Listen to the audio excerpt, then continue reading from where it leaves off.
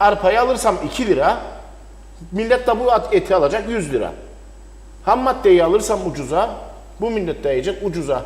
Desteklerin olmadığı bir yerde, yani yeteri desteklerin olmadığı bir yerde nasıl ucuz yiyeceksin? Yani onu ben anlayamam. Etin ucuzluğu mu olur? 1 kilo baklava 1000 lira, 1 kilo et 200 lira. Olacak iştir yani bu. Evet. Yani ben artık böyle yorumlarım. Bir çıkın piyasaya, 2 tane kahve iç, 160 lira. Yani 1 kilo etin ne olması, 100 liraya et mi yemeyi bekler yani bu halk? Et pahalıdır, et pahalıdır ve burada sadece hayvancı dövülüyor yani piyasada. Lobicilik hayvancılığa yapılır. Sanki hayvancı bu parayı, hepsi hayvancı alıyor bu parayı.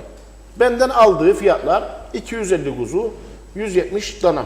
İki şeyi söyleyeyim. Oğlanı karıştırmayalım, mukayese yapalım yani. Ya bu malı bu fiyata alıp bu fiyatlara nasıl satılır? Ama toplumda da bir şey var. Yani süpermarketten et alır.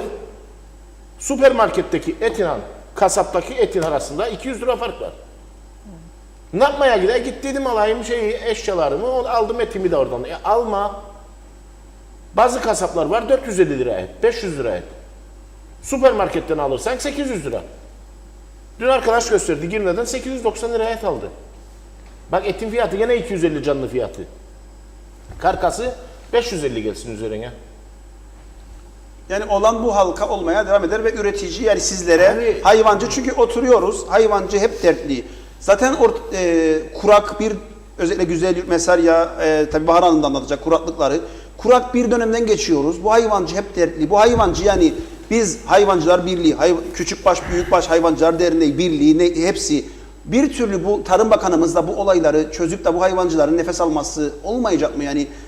Çünkü hep hayvancıların sıkıntılarıyla boğuşuyor. Yani kahvede konuştuğumuz iki konu var. Hayvancılar, ülkedeki sahtelikler, bir de narinciye. Bunlar dışında bütün kahvelere konuşan bir şey kalmadı artık. Pahalılığı zaten alıştık artık. Yani ama hayvancının sıkıntısını kim yaradır? Yöneticiler. Evet. Bakın biz üretirik. Biz üretirik kazanmayı, bizim malımızı işleyenler kazanır.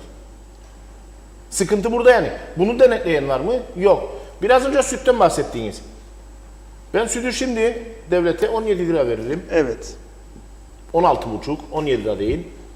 16,50. Kop sütün şeyi 35 lira. 35 Açıkladı, lira. sonra düştü. 36'dır şu anda. Düştü, sonra tekrar çıktı. 40'dı 35'e düştü. Neden? Yahu bir fabrikada, benim arkadaşımın fabrikasında 30 kişi çalışır, 36 kişi, 100 ton süt işler. Kop sütte 45 ton süt işlerler, 80-90 kişi çalışır.